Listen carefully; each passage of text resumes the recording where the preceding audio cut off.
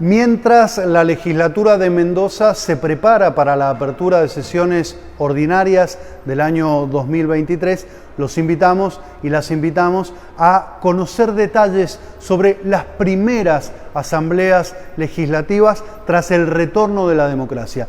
La asamblea del 11 de diciembre de 1983 y del 1 de mayo de 1984. Jorge López Reinaudo fue uno de los partícipes de esas asambleas porque era el secretario legislativo de la Cámara de Diputados. Volver a reinstitucionalizar la provincia después de 8 largos años de dictadura.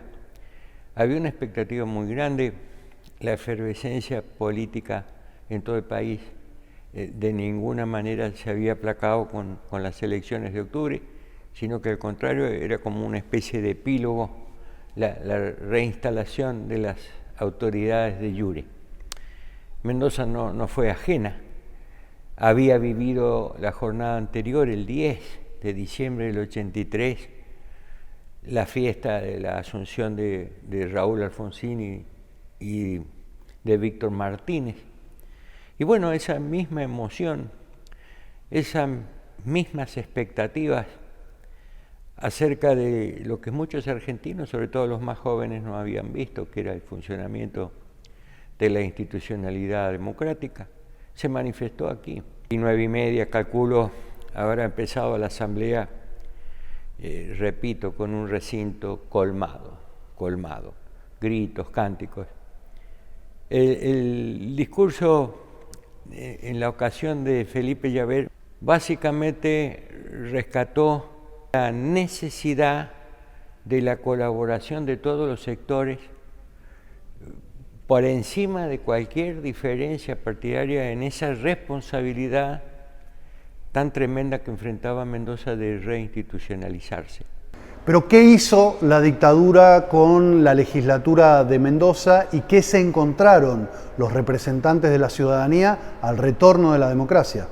Y acá se reunía en la época militar la CAL, que era la Comisión de Asesoramiento Legislativo, eran juristas elegidos por el gobernador de facto. La carencia de recursos era impresionante, no había nada. En la legislatura no había quedado nada. En la Cámara de Diputados había una máquina de escribir. Así que era necesario instrumentar esencialmente a los fines del funcionamiento normal la asignación de los recursos para la compra de escritorios, máquinas de escribir, bibliotecas, papel, etcétera, etcétera. Era momento entonces de conformar las comisiones, que es donde se debaten y se corrigen los proyectos antes de ser votados en el recinto. Lo primero era lograr acuerdo en base, en ese momento eran 3 partidos. Es decir, en base a cuánto le correspondía al Partido Unión Cívica Radical como ganador, cuánto le correspondía al segundo, que era el Partido Justicialista, y cuánto le correspondía al PD. Bueno, eso no fue difícil de arbitrar. El problema era después cuántas comisiones iba a presidir la Unión Cívica, cuántas el justicialismo y cuántos los demócratas. Entonces se sentó un parámetro que entiendo sigue vigente.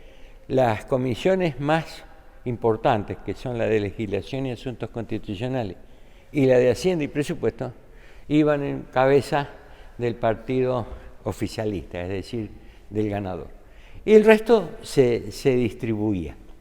Y entiendo que ese ha de seguir siendo el criterio imperante de la época. Lo mismo acontece en el Congreso de la Nación, y yo entiendo que en casi todas las legislaturas, al menos en los parlamentos que yo he visitado, el sistema es más o menos ese. El 11 de diciembre de 1983, Santiago Felipe Llaver asume la gobernación de la provincia de Mendoza y habla ante la Asamblea Legislativa conformada por senadores y diputados. Lo mismo hará en 1984, el 1 de mayo, cuando da apertura a las primeras sesiones ordinarias del periodo democrático. Y Llaver en ese discurso sentó lo que iban a ser un poco las bases de su gobierno. Él era un hombre que tenía un cariño enorme por la vitivinicultura, así que para él la industria vitivinícola la fruta hortícola y la agroindustria eran vectores principales. La implementación de hacer un convenio que se tradujo en ley al poco tiempo, en el 84, con Gas del Estado para dotar de gas a las ciudades de Mendoza. Mendoza no tenía gas natural, salvo el centro. No había gas natural. La gran obra de gas se hizo a través de EMSE durante la gestión de Llaver, porque hasta la costanera llegaba el gas natural. El resto de la provincia era garrafa o los tubos de 45 kilos. Repito, en la ocasión, en un breve discurso, sentó esas bases y en alguna medida una que hoy creo que es importantísima para la provincia. Él hablaba del desarrollo del turismo provincial. Todas estas pautas que él fijó en la Asamblea de Asunción son las que va a repetir y profundizar en la Asamblea del 1 de mayo. La continuidad democrática se vería amenazada luego, en 1987, con los levantamientos Carapintadas. El ejército era sumamente poderoso en la época y bueno, después uno lo vio con los levantamientos de Semana Santa, de Ricos, en el DIN, etcétera, los famosos Carapintadas. O sea, Mendoza no era ajena, aunque no con la intensidad. Y había una gran cultura democrática, tan es así que la legislatura, era presidente de la Cámara de Diputados Leopoldo Suárez, cuando se produce el levantamiento de Semana Santa. Y Leopoldo Suárez convocó a los legisladores y a los funcionarios y empleados de la Cámara e hicimos una vigilia de 48 horas en la legislatura, en apoyo a la democracia y ante el levantamiento de Semana Santa. Existía el temor, pero había en esto, yo creo, podríamos decir, una coincidencia básica entre los partidos: la necesidad de salvaguardar la institucionalidad. Este año 2023 cumpliremos 40 años de democracia ininterrumpida. Hemos construido el periodo democrático más largo de la provincia y del país. Ustedes deben tomar conciencia de que son ustedes en parte grandes responsables. Ustedes deben participar, debatir, deben tener formación política y cívica.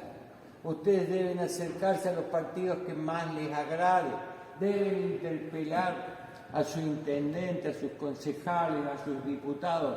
República significa cosa de todos. La república es de todos nosotros, pero tenemos que asumir ese rol de propietarios de la república.